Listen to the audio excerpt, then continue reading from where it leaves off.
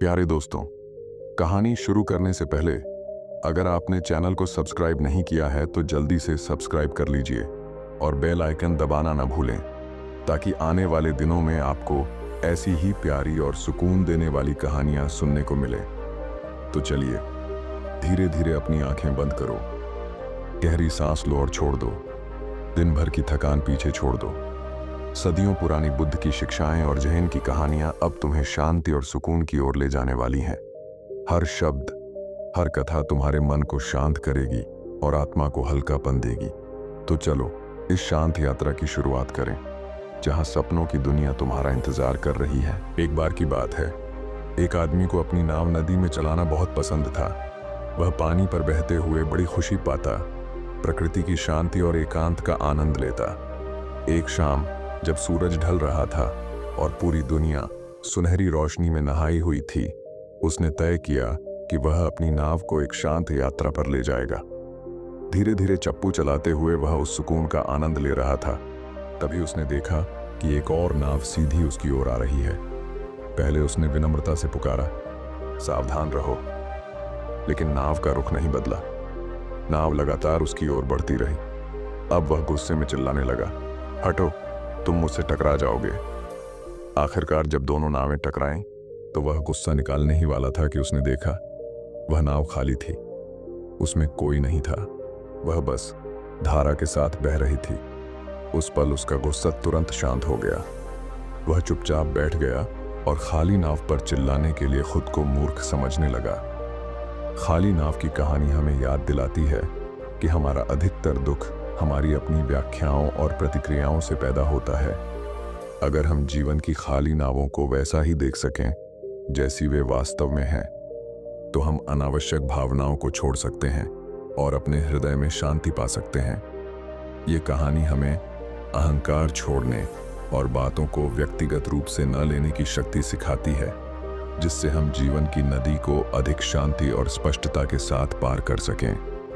यह एक रूपक है कि हमारा अहंकार हमें उन परिस्थितियों में नकारात्मक प्रतिक्रिया देने के लिए मजबूर करता है जिनमें वास्तव में कोई हानि नहीं होती। यह हमें आंतरिक शांति और अनासक्ति का महत्व सिखाती है। एक दिन बुद्ध अपने शिष्यों के साथ एक शांत जंगल की खुली जगह में बैठे थे। पेड़ हल्की हवा में झूम रहे थे और पक्षियों की आवाज वातावरण में गूंज रही थी।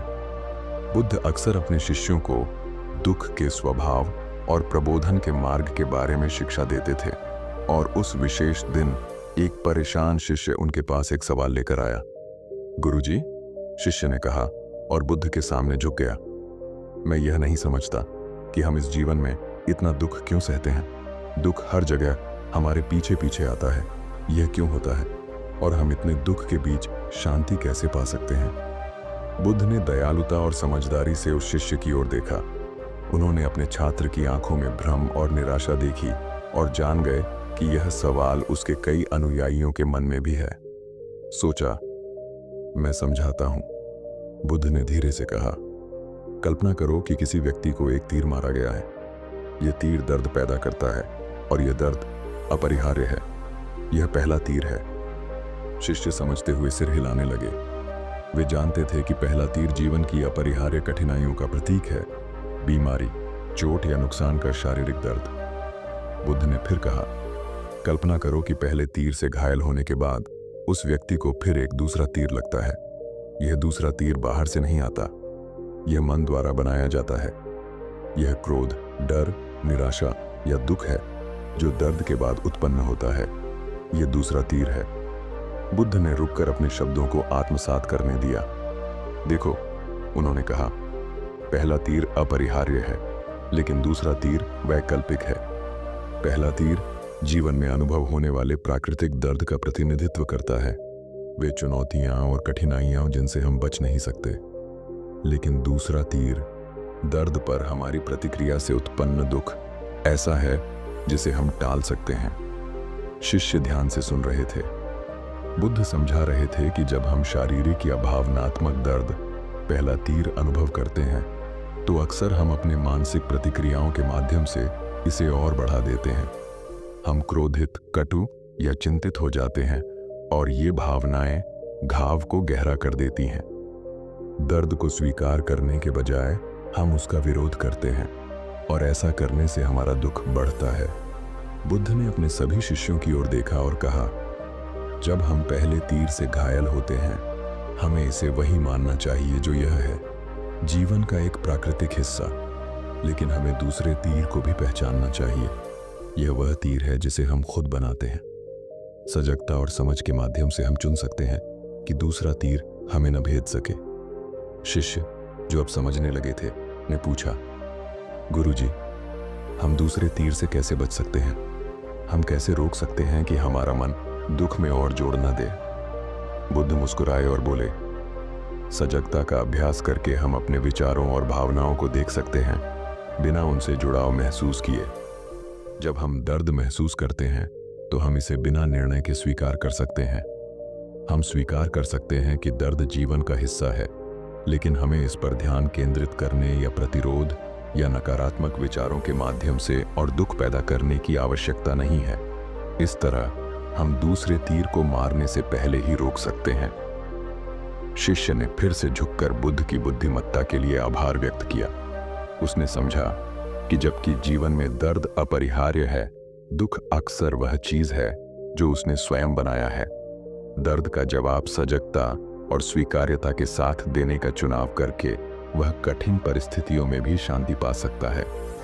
दूसरे तीर से बचने के लिए हम दर्द का सामना सजगता, समझ और करुणा के साथ कर सकते हैं। ऐसा करने से हम अपने दुख को कम कर सकते हैं और जीवन की अपरिहार्य चुनौतियों के सामने भी शांति पा सकते हैं।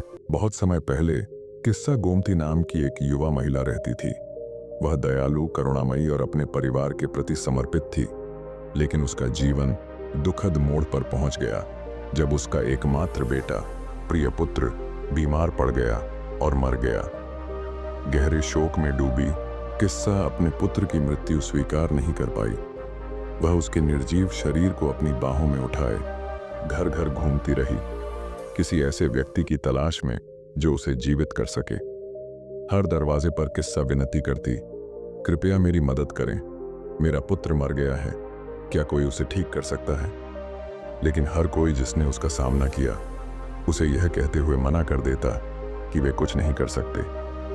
हर कदम के साथ उसका शोक और भारी होता गया और हर अस्वीकृति के साथ उसका हृदय और दुखी होता गया। एक दिन किस्सा की राह एक बुद्धिमान बुजुर्ग तक ले गई, जिसने उस पर दया की और कहा, बुद्ध के पास जाओ, शायद वह तुम्हारी मदद कर सके। उम्मीद की एक झलक के साथ किस्सा गोमती बुद्ध के पास जल्दी गई, जो अपनी करुणा और बुद्धिमत्ता के लिए जाने जाते थे। वह उन्हें शांतिपूर्वक एक बरगद के पेड़ के नीचे अपने शिष्यों से घिरे हुए बैठे हुए पाई। वह घुटनों के बल गिर गई और अपने पुत्र का शरीर उनके सामने रखकर बोली, गुरुजी, कृपया मेरे बच्चे को जीवित कर दें, मैं इस दर्द को सहन नहीं कर सकती। बुद्ध ने उसे बड़े करुणा और समझ के साथ देखा। उन्होंने देखा कि किस्सा गहराई से दुखी है, लेकिन उन्हें यह भी पता था कि उसे जीवन और मृत्यु के बारे में एक गहरा सत्य सीखना है। वे एक पल के लिए सोचे और फिर धीरे से बोले, मैं तुम्हारी मदद कर सकता हूँ किस्सा, लेकिन पहले तुम्हें मुझे कुछ लाना होगा। गांव जाओ और मुझे एक सरसों का बीज लाओ। किस्सा का हृदय आशा से छलक उठा। हाँ गुरुजी, मैं आपको सरसों का बीज लाकर दूंगी, उसने कहा राहत के साथ। लेकिन जाने से पहले बुद्ध ने जोड़ा, सरसों का बीज उस घर से आना चाहिए जहां कभी मृत्यु का अनुभव न हुआ हो। अगर तुम ऐसा घर खोज सको तो बीज मुझे लाओ और मैं तुम्हारे बच्चे को वापस जीवित कर दूं। किस्सा ने उत्सुकता से सिर हिलाया और अपने मिशन पर निकल पड़ी।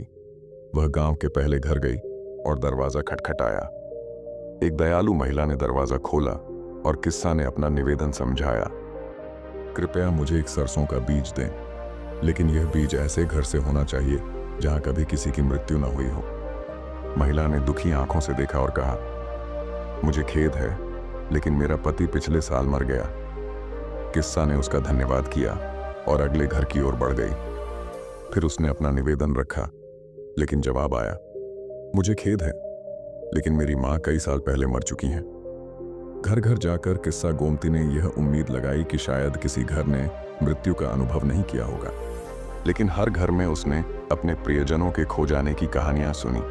माँ, पिता, भाई, बहन, बच्चा। दिन ढलते ढलते किस्सा ने समझना शुरू किया कि मृत्यु केवल उसके जीवन की अनूठी घटना नहीं थी। यह एक सार्वभौमिक अनुभव है जो हर परिवार को छूता है। अंततः जैसे ही सूरज ढलने लगा, किस्सा बुद्ध के पास खाली हाथ लौट आई, लेकिन नए समझ के साथ। वह उनके सामने घुटनों के बल गिर गई। उसका हृदय अब केवल निराश आशा से नहीं, बल्कि स्वीकार्यता से भरा था।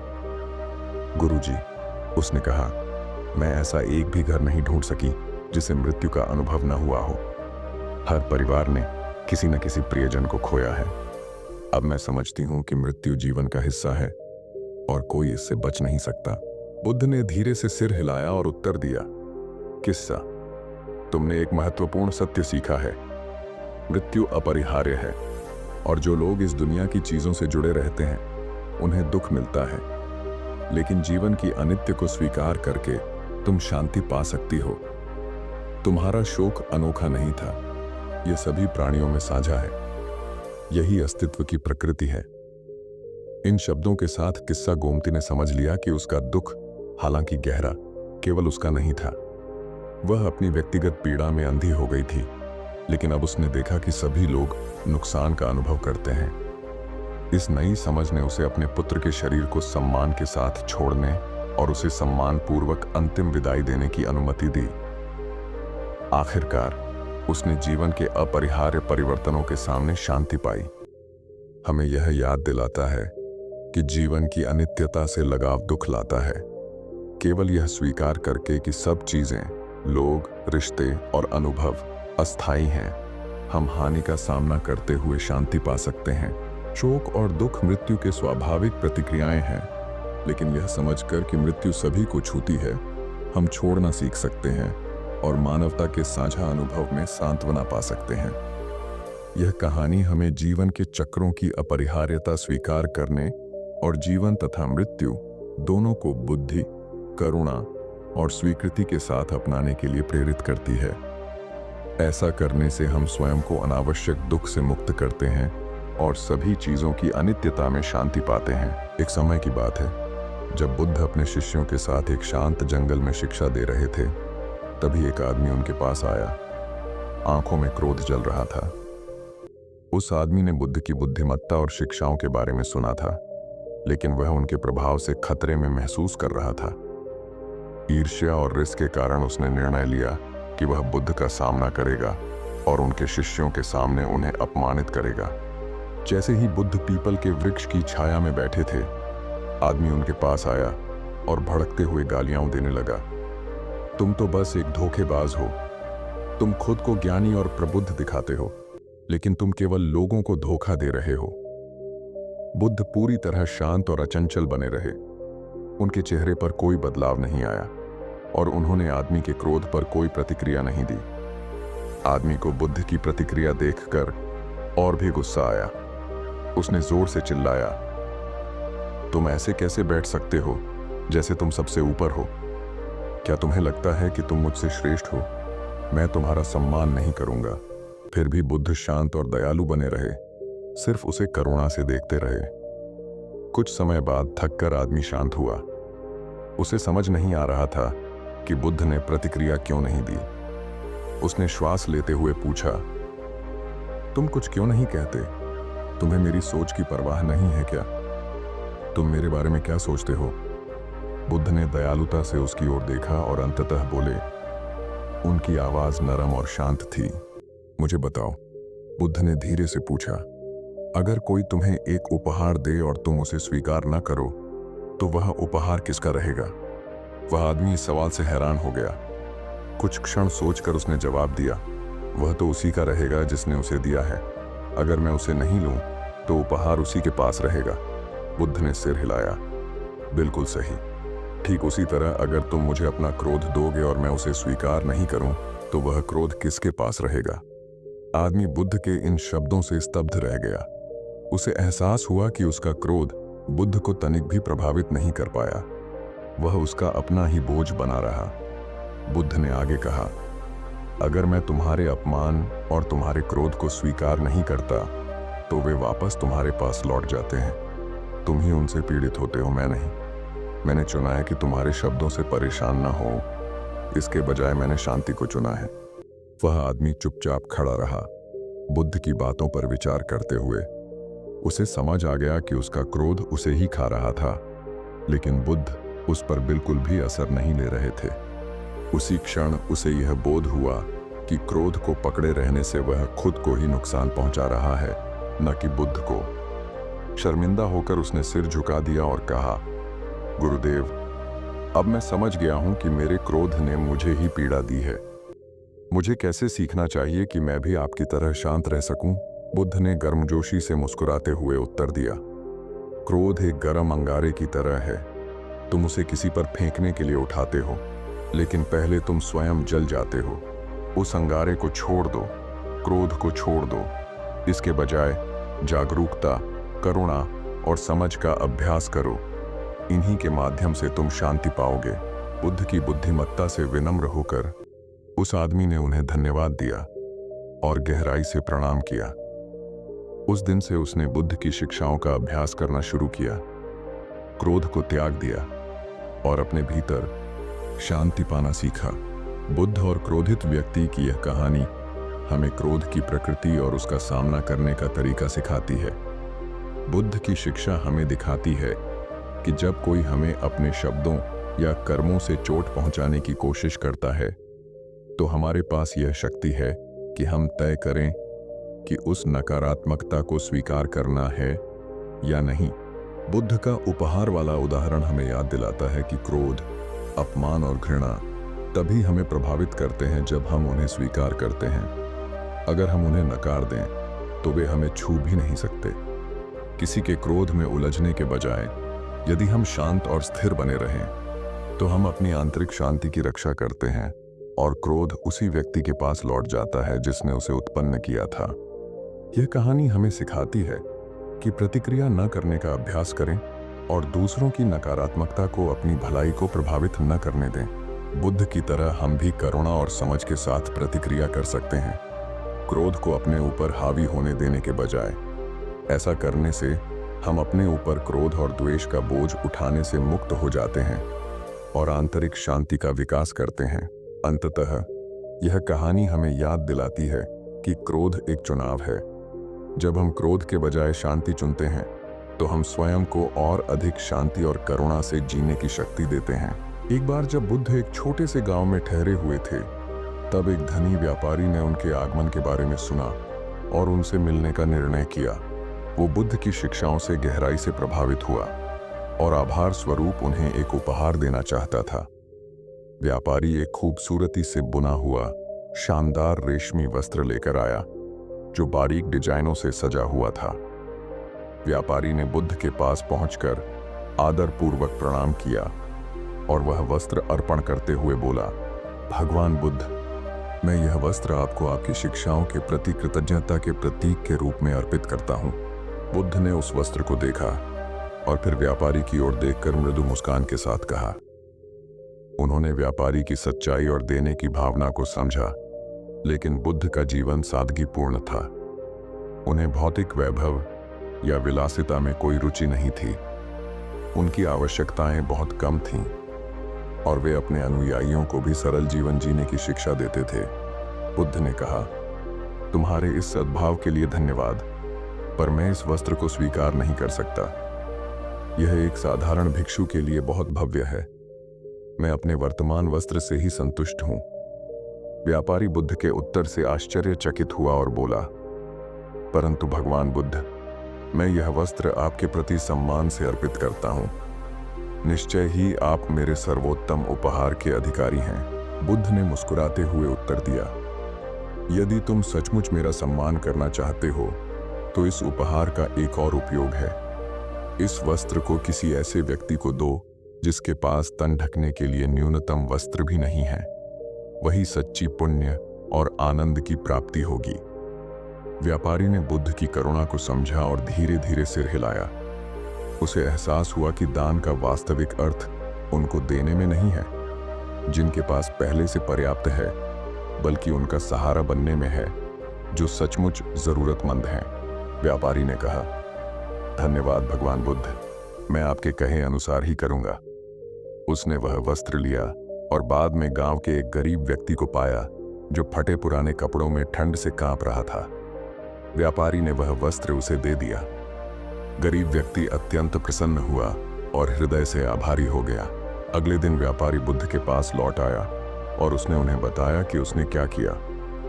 बुद्ध ने अनुमोदन करते हुए कहा, तुमने बहुत अच्छा किया मेरे मित्र। सच्ची उदारता उनका सहारा बनने में है जो वास्तव में आवश्यकता में है, न कि उन लोगों को देने में जिन्हें उसकी आवश्यकता ही नहीं।